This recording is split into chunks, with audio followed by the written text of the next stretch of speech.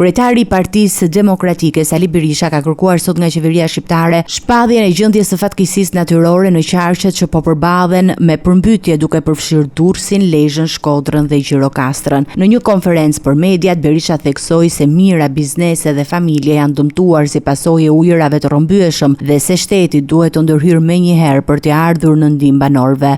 Partia Demokratike kërkon menjëherë shpalljen e gjendjes fatkeqësisë natyrore në këto zona. Edi Rama apo Ramaduro që bën sehir nuk shpall gjendjen e fatkeqësisë natyrore në Durrës dhe në Lezhë apo Shkodër dhe qarqe të tjera, vetëm se ligji e detyron atë në këtë gjendje të përgjigjet një për një dëmeve të krijuara nga fatkeqësia natyrore.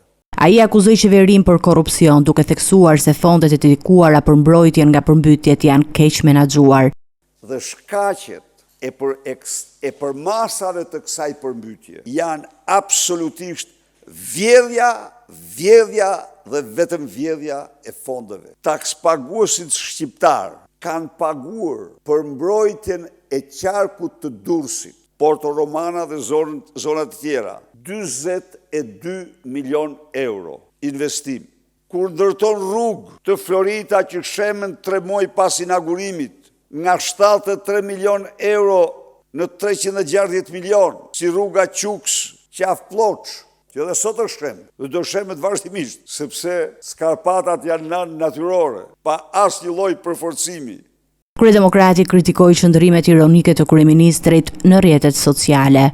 Ky qëndrim cinik tallës ndaj qytetarëve turpron çdo njeri që ka cip, por Ramaduro është në kaos, është në panik dhe tmerr të madh dhe nuk din ç'flet. Në lidhje me protestat e opozitës, Berisha deklaroi se data e nisjes do të vendoset nga tryeza e forcave opozitare. Ai bëri thirrje për diskutim dhe vendimarrje të përbashkët, duke mos dhënë një datë konkrete në këtë moment. Opozita sipas tij do të organizohet për të mbrojtur qytetarët dhe për të përgjigjur ndaj pasojave të përmbytjeve.